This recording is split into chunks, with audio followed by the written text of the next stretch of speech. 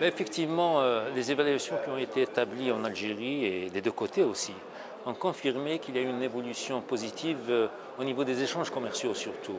La balance commerciale fait ressortir quand même une évolution très sensible des exportations européennes en direction de l'Algérie. Elles sont passées pratiquement en 2005 de 12 milliards de dollars à hauteur de 21 milliards de dollars actuellement, donc entre 2008 et 2009.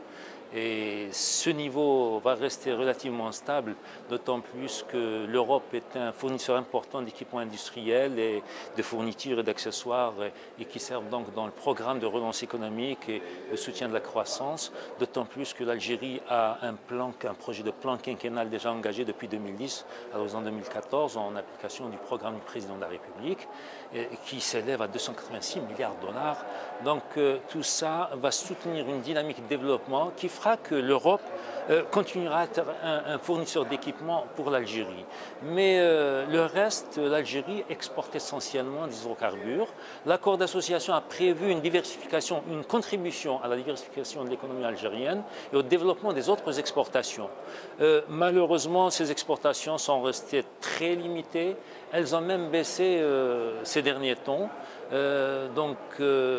Les IDE européens restent également très faibles. D'ailleurs, en 2008, il y a eu des IDE pour un montant de 1,5 milliard de dollars. Ce chiffre est descendu à 900 millions de dollars en 2009. Donc ceci démontre qu'il y a eu moins d'IDE. Parfois, il arrive que les investisseurs européens et la Commission européenne qui reproche à l'Algérie d'avoir pris des mesures protectionnistes qui seraient contraires à l'accord d'association.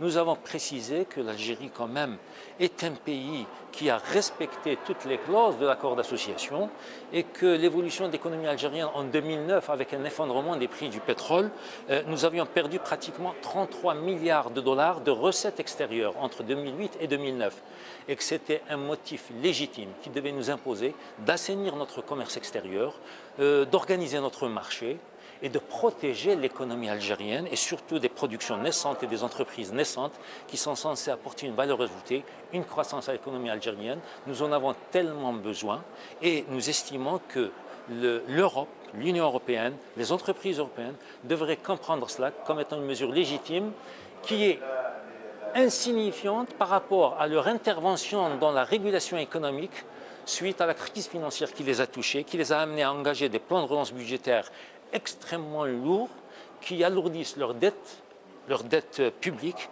et qui amènent les États européens à intervenir directement dans la régulation économique. Donc ce qu'a fait l'Algérie est tout à fait normal face à une situation exceptionnelle et nous pensons que la clause de rendez-vous de 2010 fixée dans l'accord d'association est une clause tout à fait juste qu'il faut absolument mettre à contribution pour réviser le rythme de démantèlement et mieux protéger l'économie algérienne jusqu'à ce que les conditions de concurrence et de compétitivité soient réunies.